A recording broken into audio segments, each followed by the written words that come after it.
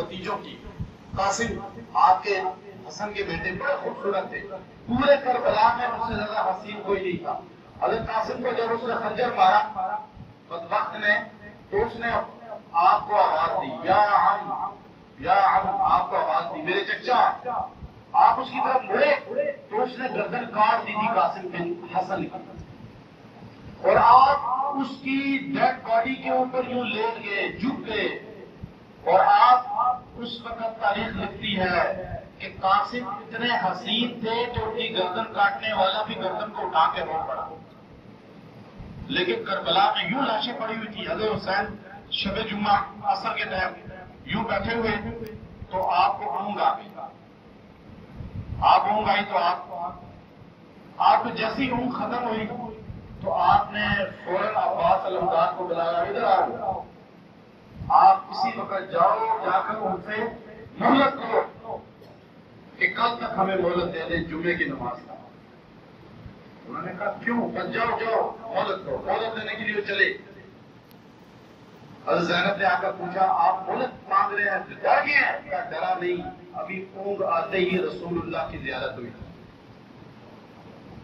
हजूर ने फरमाया, हुसैन कल आपकी मेरे से मुलाकात है, तैयारी कर।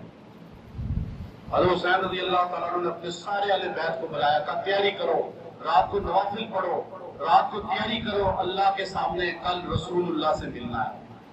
रात को आप यूं खाने से टेक लगाए हुए, लाशें यूं पड़ी हुई, बच्चों की लाशें भी। हज़रत अली असगर को आपने यूं प्यार के लिए खाने से निकले तो आपने बुलाकर यूं प्यार के लिए उठाया, रात को ही शब जुम्मा को यूं प्यार के लिए उठाया, तो इधर आपने आधा उठाया, उधर से तीर मारने वाले ने जो निशाना लिया अली असगर के सीधे जाके इधर लगा, और वो वहीं पे चंद माह का बच्चा आपके हाथों में लुढ़क गया। आपने उसको भी लिटा दिया। अली अकबर की भी लाश पड़ी है, आपके भाइयों की लाशें पड़ी हैं, आपके भतीजों की लाशें पड़ी हैं।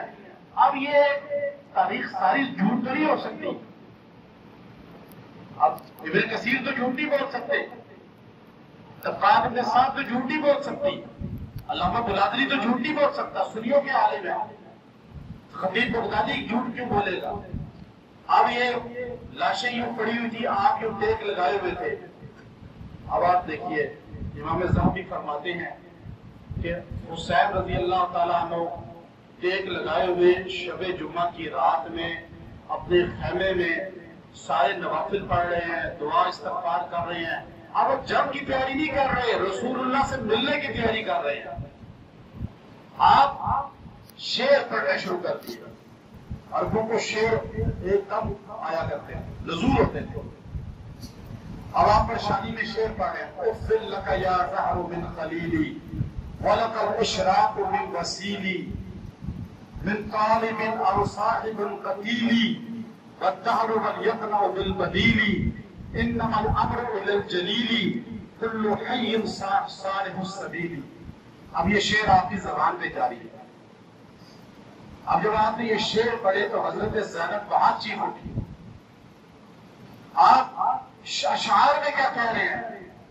उफ़्फ़िल लका या ज़हरु मिन खलीली। आज सारे दोस्त बात हैं, जिन्होंने मोहब्बत का दावा किया था, जिन्होंने खतूत लिख के बुलवाया था, जिन्होंने अहले बैत की मोहब्बत की कसमें खाई थी, आज अफसोस है वो सारे साथ छोड़ बैठे हैं।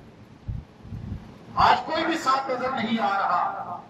मिन तालिबिन अव साहिबिन क़तीली, जो मोहब्बत वाले थे, जो तलब वाले थे, जो आइज़ा थे, उनकी लाशें बिखरी पड़ी हैं, वो तो सारे कत्ल कर दिए गए हैं।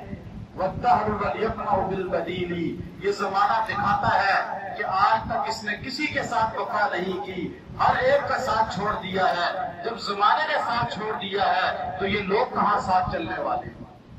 जमाने ने तो हर एक के साथ बेवफाई की है, हर एक की लाश निकली है, हर एक की मैयत उठी है, और आप ये अल्फाज कह रहे हैं। और फिर आप फरमाते हैं कि इन्नमल अम्रु इलल जलीली, अगर ये अल्लाह की तकदीर है तो हम उस तकदीर पे राजी हैं। अल्लाह राजी है इस काम में तो हम भी राजी हैं। और हर एक ने, जिसने भी जिंदा है उसने जाना इसी तरह जरूर है। अब ये अशआर पढ़ी जा रहे हैं, अशआर। अब देखिए, आप रात पूरी اس میں رہے. اگلے دن جمعے کا دن تھا، شروع ہوا آپ کا معرکہ. اب انہوں نے حملہ کیا. سیدنا حسین رضی اللہ تعالی عنہ کو کس طرح کربلا میں شہید کیا گیا. اب آپ کو سر آپ کا فوراً سنان تھا، اس نے آپ کا سر فوراً کاٹا. باقی لوگ کوشش کر رہے تھے آگے نہ بڑھے، بھاگتے تھے آپ سے، لیکن اس بدبخت نے آگے بڑھ کے سر کاٹ دیا اور دھڑ کے اوپر 10 گھوڑوں کو دوڑا دیا گیا، مسلح کر دیا گیا اور سر کو یوں نیزے پہ، تمام اہل بیت کے ساتھ نیزے پہ لٹکا دیا. اور یاد رکھیں کہ یہ قتل ہونا اللہ کی راہ میں یہ انسان کی عزت کی علامت ہوتی ہے. حسین کے گھرانے خیموں کو آگ لگا دی گئی، اہل بیت گرفتار کر لیے گئے. سیدنا امام زین العابدین گرفتار ہو گئے. سیدہ زینب، سیدہ سکینہ اور اہل بیت کی اور خواتین، ان سب کو قیدی بنا کر پہلے ابن زیاد کے دربار میں اور پھر شام میں یزید کے دربار میں بھیج دیا گیا. سیدہ زینب نے جب دیکھا کہ اہل بیت کی لاشوں پہ گھوڑے دوڑا دیے گئے ہیں، اہل بیت کی لاشیں یوں پڑی ہوئی ہیں اور دفن کی اجازت نہیں ہے، تو آپ کو گرفتار کر کے جب اہل بیت کی لاشوں کے پاس سے گزارا گیا تو آپ نے اس وقت وہ خطبہ دیا جس خطبے کو اہل سنت کی کتب نے نقل کیا ہے. آپ نے فرمایا، لاشوں کو دیکھ کر حضور علیہ السلام کو دعائی دی، وا محمدا وا محمدا صلی علیک الالہ ملک السماء ھذا حسین بالعراء. تو اپنے بھائی کی لاش کو دیکھا کہ حضرت حسین کی لاش اس طرح پڑی ہوئی تھی کہ گھوڑے اوپر سے دوڑا دیے گئے تھے اور آپ کی جسم بالکل چپک گیا تھا. آپ نے اپنے بھائی حسین کی میت کے پاس سے گزرتے ہوئے فرمایا، یا محمد یا محمد، اے محمد صلی اللہ علیہ وسلم، صلی علیک الالہ، آپ پر اللہ کا سلام ہو، ملک السماء، آسمان کے فرشتوں کا درود ہو آپ پر. ھذا حسین بالعراء، اپنے بھائی کی میت کی طرف اشارہ کر کے فرمایا، ھذا حسین بالعراء، دیکھیں تو صحیح آپ کے حسین کو کس طرح حالت کر دی گئی. مقطع الاعضاء، جسم کے اعضاء ٹکڑے پڑے ہیں، مزمل بالدماء، خون بکھرا پڑا ہے. بناتوں کا سبایا، آپ کی بیٹیوں کو گرفتار کر لیا گیا ہے. اب آپ دیکھیے سیدہ زینب یہ خطبہ دیتے ہوئے وہاں سے گزرتی ہیں. دربار یزید میں جب آپ کا سر گیا، آپ کا سر یوں رکھا تو یزید ملعون نے چھڑی آپ کے دانتوں پہ، ہونٹوں پہ مارنی شروع کر دی. یہی کام ابن زیاد نے بھی کیا تھا. یہاں پر انس بن مالک اور وہاں پر ابو برزہ اسلمی رضی اللہ عنہ صحابی غصے سے کانپتے ہوئے کھڑے ہو گئے.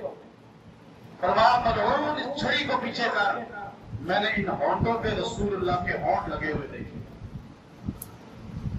اب یزید نے بات کو کوئی نہیں کی. اس کے بعد یہ قافلہ وہاں سے چلا. اب اس نے کہا، آپ کیا چاہتے ہیں؟ امام زین العابدین رحمۃ اللہ علیہ بچے تھے. آپ نے فرمایا،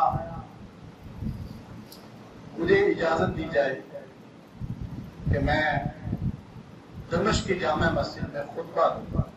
جمعے کا دن آ گیا تھا، اگلا جمعہ آ گیا تھا. بعد میں کہا میں خطبہ دوں اور قاتلوں کو سزا دی جائے اور ہمیں باحفاظت مدینے پہنچایا جائے. یزید نے کہا کہ قاتل کون ہے؟ آپ پوچھیں. اس نے کہا، جی قتل کیا سنان کو پکڑا، پورے قتل کیا ہے. اس نے کہا کہ میں کون، میری کیا دشمنی تھی؟ مجھے تو شمر نے کہا تھا، شمر کو پکڑا. اس نے کہا میری کیا دشمنی تھی؟ مجھے تو ابن زیاد نے کہا تھا.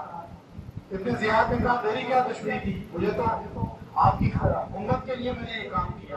یزید نے کہا میں آپ کو نہیں پکڑ سکتا کیونکہ یہ تو میرے بس میں نہیں.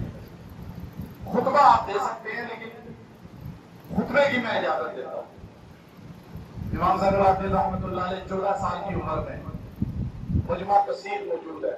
اب آپ لال مسجد کا جب آپ کے سامنے سانحہ ہوا، کس طرح لوگوں نے ایک محبت اور آج مجمع اور یہ چیزیں کی ہوتی ہیں. قربانی کے بعد لوگوں میں عزت بڑھتی ہے انسان. اگر آج حسینی اپنے آپ کو حضرت حسین کا نام زیادہ لیا جاتا ہے، وہ کہ محرم میں غلط انداز میں لیا جاتا ہے، ہم اس کی نفی کرتے ہیں، لیکن زیادہ قربانی کے بعد ہوتا ہے. یہ ریئیکشن ہوتا ہے ہمیشہ ایکشن کے بعد. اب امام الدین جب خطبہ دینے لگے تو آپ نے اہل بیت کی شان کو بیان کیا، عظمت کو بیان کیا. تو یہاں تک کہ یزید بیٹھا ہوا تھا، اس کو ڈر لگا کہ اگر انہوں نے بہت شان اہل بیت بیان کر دی تو یہ لوگ کہ بھر نہ جائے، میری حکومت ہی ختم نہ ہو جائے. اس نے ایک دم مؤذن سے کہا اذان پڑھو خطبے کا. بعد جو اذان ہوتی ہے ابھی ہوگی، اذان پڑھو، اشارہ کیا. امام خطبے ممبر پر بیٹھے ہوئے تھے، اس طرح خطبہ دے رہے تھے، اور اس نے کہا اذان پڑھو. مؤذن کھڑا ہو گیا، اس نے اذان پڑھنی شروع کر دی. جب اللہ اکبر کہا تو حضرت زین العابدین نے فرمایا بے شک ہم سب اللہ کو بڑا ماننے والے ہیں. اشہد اللہ الہ، تو اس نے کہا ہاں ہم اللہ کی وحدانیت کی گواہی دینے والے ہیں. جب اس نے کہا اشہد ان محمد رسول اللہ، تو آپ نے ایک دم یزید کی طرف اشارہ کر کے کہا کہ دیکھ آج بھی اذان میں میرے ہی نانا کا نام ہے اور قیامت تک میرے ہی نانا کا نام رہے گا. اب اس قافلے کو مدینہ بھیج دیا گیا. حسین رضی اللہ تعالیٰ عنہ کے بعد یزید چند دن زندہ رہا. بڑی بیماری ایک لگی، مر گیا اس بیماری. اس کا بیٹا خالد بن یزید تخت پہ بیٹھا، 18-19 سال کی عمر میں. 35-36 دن کے بعد اس نے اپنے سارے وزیروں کو بلایا. اس نے کہا یہ جو تخت ہے نا میرا باپ یہاں بیٹھا تھا، ظالم تھا، جابر تھا. اس نے اہل بیت کے خون کے ساتھ اس کو سیراب کیا. اس تخت کے نیچے اہل بیت کا خون ہے. میں اس تخت کو چھوڑتا ہوں اپنے باپ سے برات کا اعلان. باپ تو مر گیا تھا. اس کے بیٹے نے 35-40 دن کے بعد تخت چھوڑ دیا. اس نے کہا میں اس تخت پہ نہیں بیٹھوں گا جس کے نیچے اہل بیت کا خون بہ رہا ہے. تو حسین رضی اللہ تعالیٰ عنہ کی محبت